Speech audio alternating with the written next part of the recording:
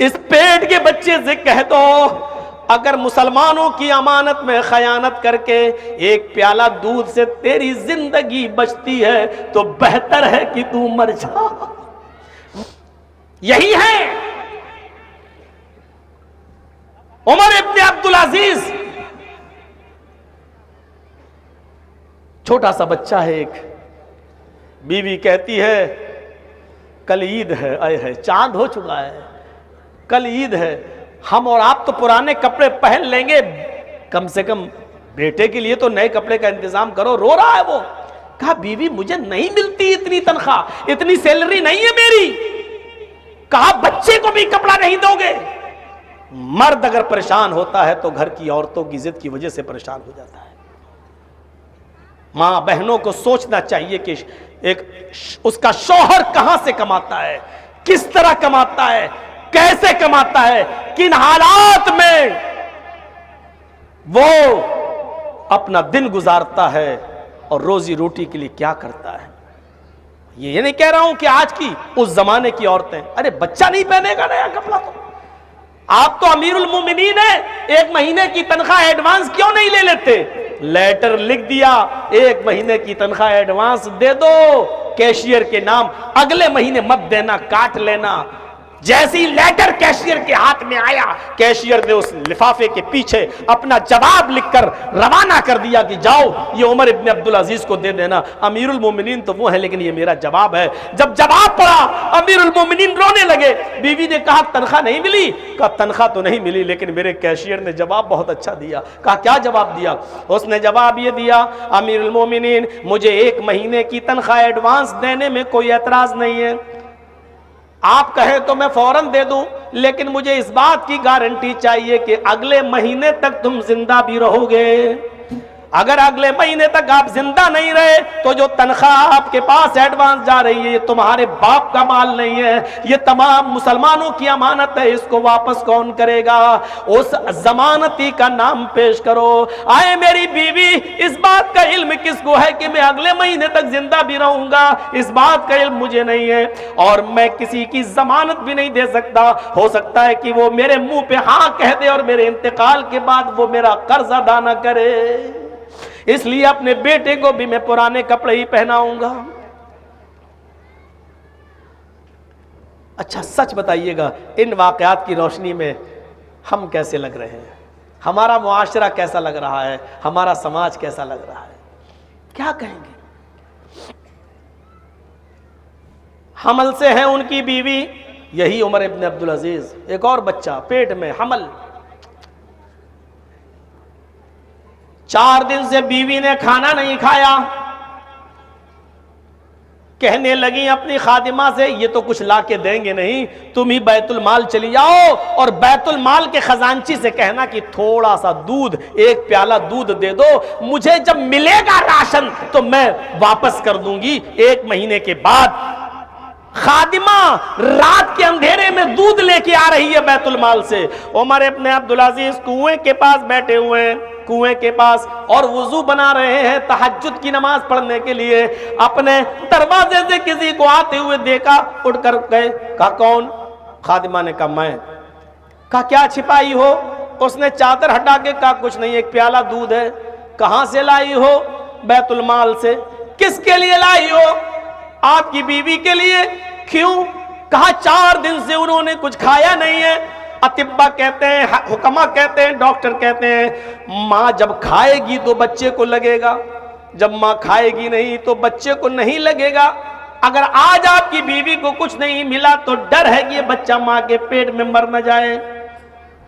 खादिमा ने वो प्याला उमर इब्न अब्दुल अजीज की बीवी को दे दिया। उमर इब्न अब्दुल अजीज ने कहा मेरी बीवी, कसम है तुम्हें उस रब के इज्जत व जलाल की जिसने हमें और तुम्हें पैदा किया है, 1 कतरा भी इस दूध का तुम्हारे लिए पीना हराम है, जायज नहीं है। कहा मेरे प्यारे शौहर, बतौर कर्ज मैंने मांगा है, उधार के तौर पर लिया है, मिलेगा तो वापस कर दूंगी।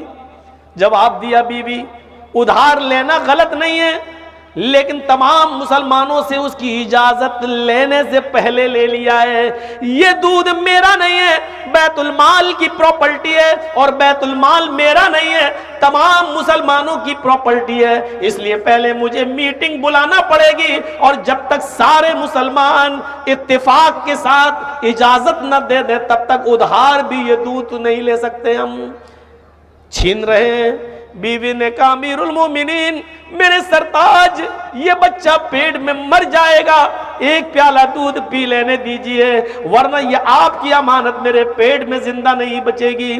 उमर इब्न अब्दुल अजीज ने दूध का प्याला छीनते हुए कहा, मेरी बीवी, इस पेट के बच्चे से कह दो, इस पेट के बच्चे से कह दो, अगर मुसलमानों की अमानत में खयानत करके एक प्याला दूध से तेरी जिंदगी बचती है तो बेहतर है कि तू मर जा, बेहतर है कि तू मर जा।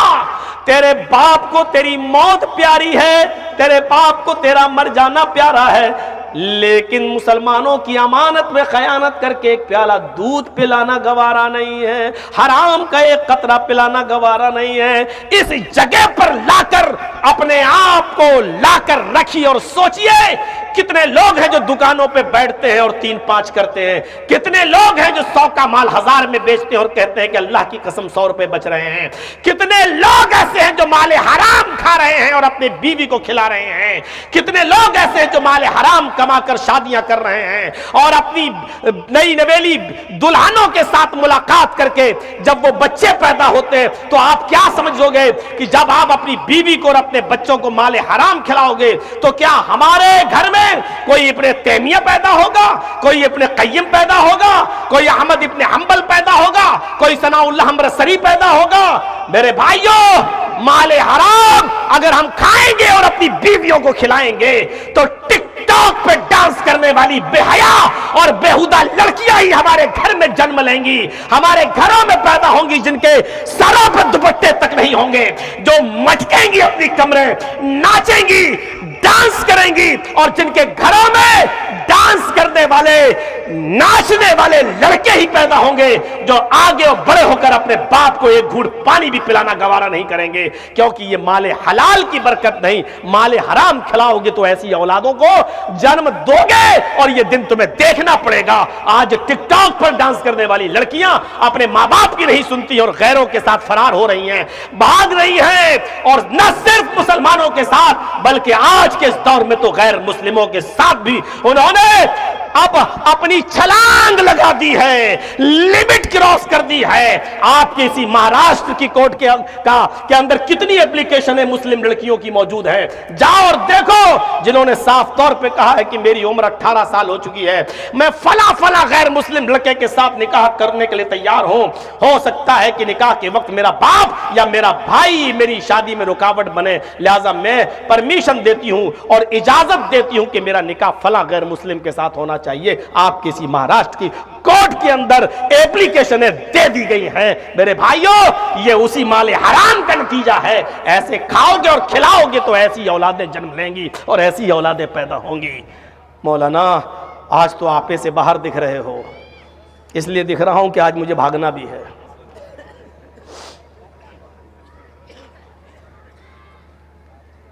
मेरे प्यारे साथियों, ये तमाम चीजों को हमें सोचना पड़ेगा। कमाई कैसी, दिल चाहता है कि इस्लाह मुआशरे के ताल्लुक से बोल रहा हूं तो एक चीज और बताऊं, यहां पर भी थोड़ा सा देख लीजिएगा मंजर।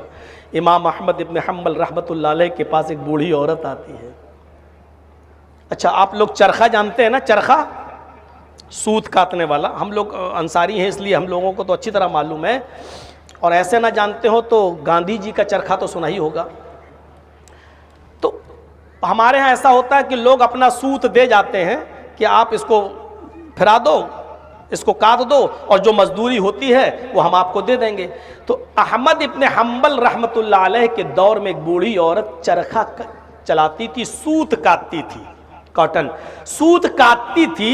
लोग उसके पास अपना सूत लेके आते थे, वो काट कर उनको देती थी, वो उनसे मजदूरी ले लेती थी। तो मसला पूछने क्या आई, आप ताज्जुब करेंगे। मसला देखिए, आपकी नजर में हो सकता है वो कोई अहम ना हो, लेकिन उस औरत का तकवा देखिए, उस बूढ़ी औरत का। उस औरत ने कहा, इमाम अहमद इब्न हम्बल से, बुजुर्ग मोहतरम में एक मसला पूछने आई हूं। कहा जी पूछिए, क्या बात, आता होगा तो बता देंगे। उस जमाने में बड़े अजीब लोग थे, इतने बड़े इल्म वाले होने के बाद भी कहते कि देखो आता होगा तो बता देंगे, नहीं आता होगा तो कह देंगे लादरी। आज किसी मौलाना से कोई मसला पूछो, लादरी उसको आता ही नहीं है, वो ये कहता ही नहीं है कि मुझे नहीं मालूम। इमाम मालिक रहमतुल्लाह अलैह से उनकी पूरी जिंदगी में 40 मसले पूछे गए बस।